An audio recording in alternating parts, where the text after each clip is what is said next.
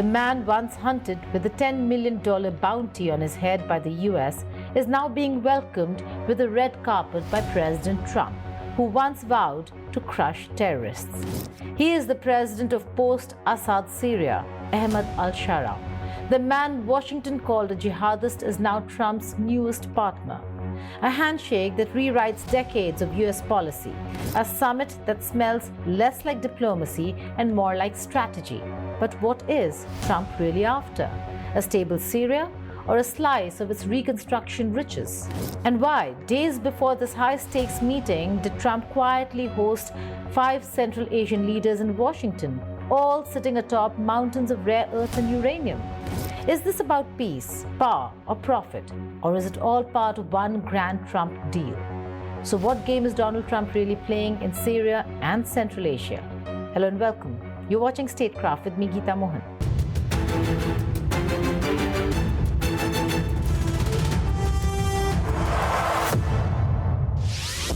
Just months ago, Syria was still a pariah, its president a wanted man. Ahmed al-Sharaa, once Abu Muhammad Golani, was branded a terrorist by the same government, now welcoming him to the White House. But after al-Sharaa overthrew Bashar al-Assad with the help of the United States of America, particularly CIA, in late 2024, he reinvented himself, trading the AK-47 for a presidential suit. Trump now calls him a tough young guy doing a great job. Sanctions lifted, UN restrictions eased, and the world suddenly clapping for a former militant turned statesman. So what's behind this sudden US pivot? Redemption, realpolitik, Iran, or raw resource hunger? Let's call it what it is, a Trump power play.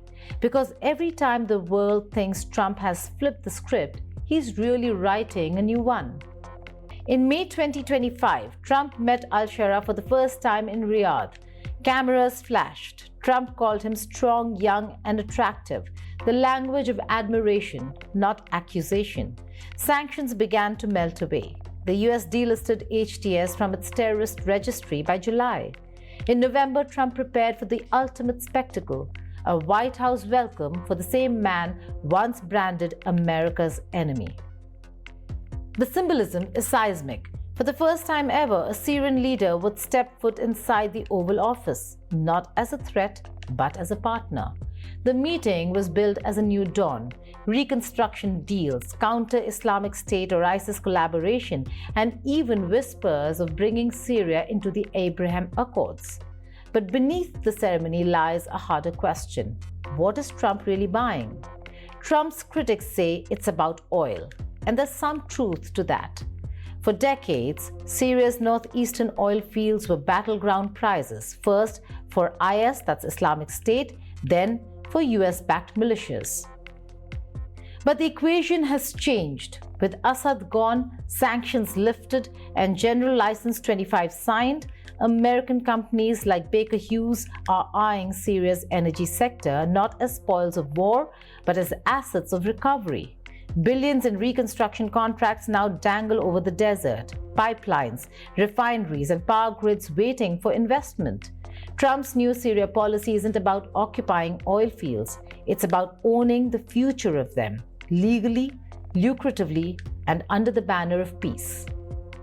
And yet, one detail stands out: the timing. Barely days before al-Sharaa's arrival, Trump held court with 5 presidents from Central Asia: Uzbekistan, Kazakhstan, Kyrgyzstan, Tajikistan, and Turkmenistan in what he called a meeting of strength. The C5+1 summit looked like routine diplomacy. It wasn't. Trump's real prize wasn't regional stability or goodwill. It was minerals, rare earths, uranium, lithium, the invisible gold fueling modern technology, AI systems, and fighter jets. Central Asia holds massive reserves of these minerals, especially Kazakhstan and Uzbekistan, and Trump knows whoever controls them controls the future.